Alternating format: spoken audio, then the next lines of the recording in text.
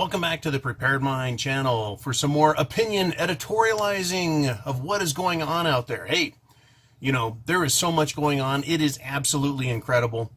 And it's no wonder that people can't keep up. Well, thankfully, there are lots of people on the internet doing research. There's a lot of real reporting out there that is just being underreported in the mainstream.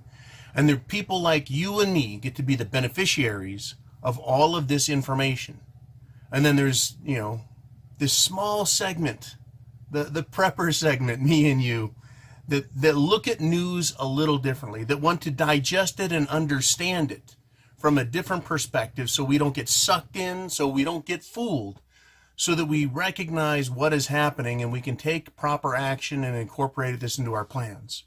So, in times past, former presidents of the United States didn't speak on matters directly public, right? They didn't talk negatively about their country. And in times past, current presidents didn't get involved in international politics to the extent that they're trying to influence elections. In fact, wasn't a big screaming, whining, sniveling complaint about the fact that other countries dared to involve themselves in the integrity of American elections? Let's talk about this. So, I've got two news articles, and they're down below. One is Obama lies about U.S. gun laws. After collecting a sweet $600,000 for a single speech in Colombia, former President Barack Obama took to the stage at the Sao Paulo Expo, where he lied to the audience about U.S. gun laws, right? Quote, some of you may be aware of our gun laws in the United States don't make much sense. Anybody can buy any weapon anytime, said Obama. This, of course, is false. Not anybody can buy a gun anytime, right?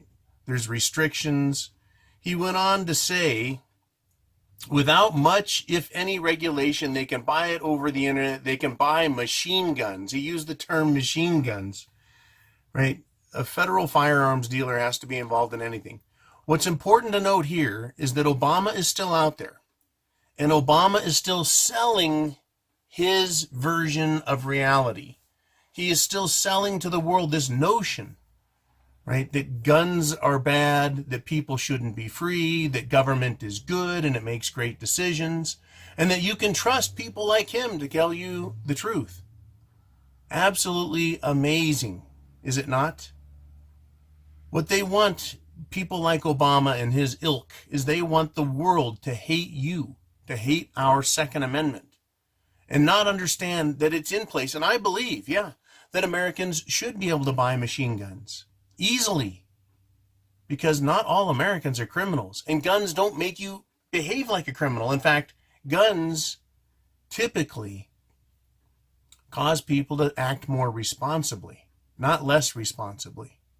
The gun owners I know are very serious about being gun owners, and they understand the Second Amendment, the intent and principles behind self-preservation and protection, as well as protecting the state against all enemies, foreign and domestic, should the need arise to employ, to incorporate that gun, to use it as a tool to protect our nation, our freedoms, our Constitution, our justice system. Would be nice to have a justice system, would it not? Now let's move on to story number 2. Trump endorses the very talented Boris Johnson and says Farage, as in Nigel Farage, should lead the Brexit talks. Right? Interesting here that the President of the United States is involving himself in foreign affairs, in foreign elections. The story starts off with, observing diplomatic protocol has never been high on President Trump's list of priorities. Right? And why would it be? After all, it was his propensity for expressing his unfiltered opinion that helped endear him to the American public. That's true. People want some straight talk, and not the John McCain straight talk, right? Which was riddled with bullshit and lies. No, and I'm not saying Trump is perfect. I'm not saying he's telling the absolute truth. He is telling his version of reality. Remember, there's two sides here. You've got the left version, you've got the right version, and then you've got the freedom version. And we get to the freedom version of understanding by observing left and right what it is they're saying, what it is they're selling, and taking a look at reality, which is where the country is going socially, economically, politically, legally, militarily, because shit, it's the fanally. We need to be ready. So, Trump is trying to influence politics in the UK to get the Brexit to happen. That seems to fall in line with what's going on. The United States is distinguishing or separating itself from the rest of the world through the use of tariffs, because what are we doing? We're exporting our lifeblood, our capital, our wealth. At the same time that the central bank system here in the United States of America is printing wealth, right? That's all the QE that's out there, all the corporate buybacks, all of the goody-goody breaks that the super wealthy are getting, all of the interest on fresh air loans that the banks charge, including what they charge to the U.S. government. The biggest source of debt, right, publicly is just the national debt spending. But we, in order to contain the wealth, it needs to stay in the country. So tariffs on China, India, Mexico, Europe, the EU, these tariffs are going to become an isolationary thing. And I'm not saying it's necessarily good, but it is going to be painful. Whether it's good or not, ultimately, there's going to be some pain.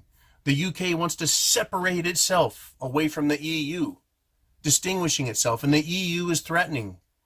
You're not going to live without us. You owe us money, even though the UK has a net deficit to the EU, just like the United States has a net deficit. Right? We pay out more money to the world, except Britain is not the world reserve. The British pound is not the world reserve currency.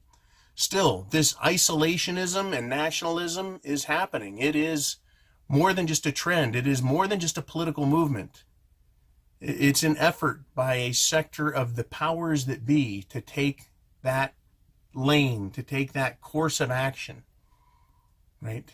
In other words, it's in a way, it is anti-globalist or a different flavor of it. As preppers, we need to understand that this is on the increase, not on the decrease. The Trump tariffs and the Trump mania, or rather the way Trump does business, I'll just call that the Trump mania. It is going to increase. He's got almost 2 more years left, and he may very well be the next, president. 2 terms of Trump, 2 terms of you can lose a percentage of your retirement on one single tweet, right? Markets can be swayed and turned on a tweet.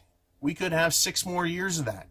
And if the socialists win, because it'll be a socialist presidential candidate for the Democrats, at this place in time, that seems to be the conventional wisdom. Yes, I'm being buzzed by helicopters. But this is what we have to look forward to with more Trump, which is more uncertainty, more protectionism, more nationalism. If we get a Democrat, it's going to be hardline socialist, because they're going to run the other way. And what are we going to get with there?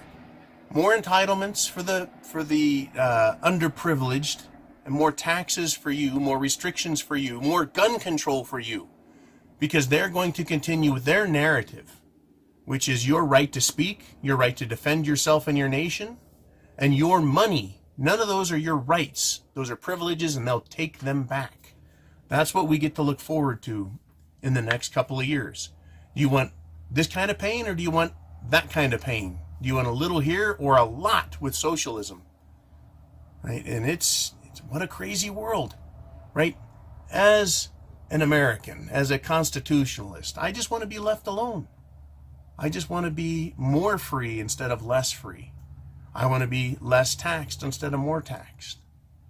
Right? I want to be prepared for the inevitable pain that's coming, whether it's this flavor or that flavor. The economy is slowing down. The financial system is in bad shape. The banks, right? In fact, Deutsche Bank, big trouble. More banking problems in China. That's right. Not just one bank is failing, but more are going to need to be bailed out, and bigger banks at that. Is this their Lehman moment coming up in China? Could be.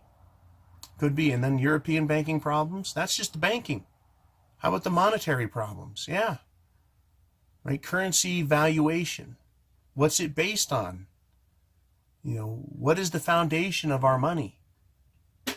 It's just paper. It's the full faith and credit of the American people. And it's not just the full faith and credit of the American people. It's the faith of the world in the American people and our money. And that's teetering. So you guys be cool. Think about it, right?